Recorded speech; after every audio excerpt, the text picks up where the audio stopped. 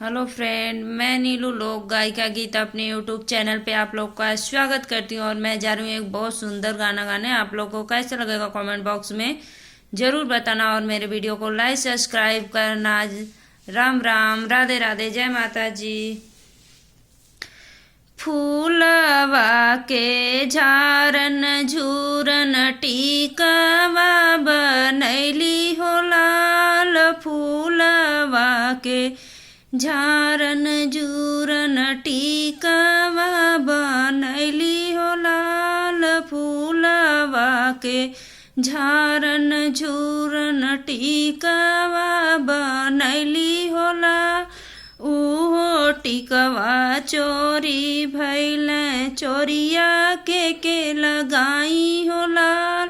उहो टिकवा चोरी भैन चोरिया के लगाई हो लाल। उहो टिकवा चोरी भैन नाही टिकवा सासू चोरैने नाही चोरैन ससुर हो लाल। दूल्हे कमान राम पाकिट में चोरैन हो लाल। दूल्हे कमान राम पाकिट में चोरैन हो लाल। दूल्हे कमान राम फूलवा के झारन झूरन हारवा बनौली हो लाल। फूलवा के झारन झूरन नाथिया बनैली हो लाल।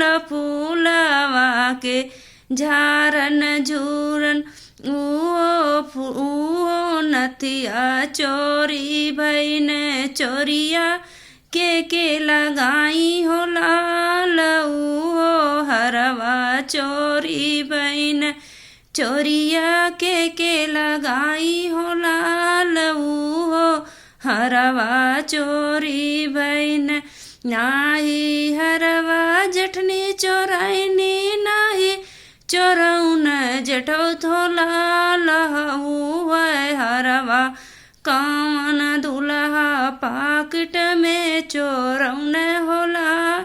उहा हरवा कौन दूल्हे पाकिट में चोरैन हो लाल। नाथिया के फूलवा के झारन झूरन कंगना बनौली हो लाल। फूलवा के झारन झूरन पायल बनैली हो लाल। फूलवा के झारन झूरन उहो कंगना चोरी भैन चोरिया के लगाई हो लाल। उहो पायल चोरी भैन नाही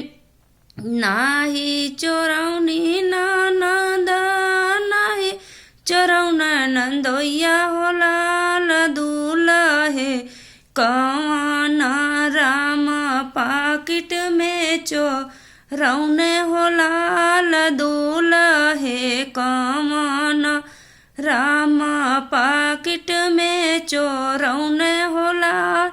दूल्हे कौन राम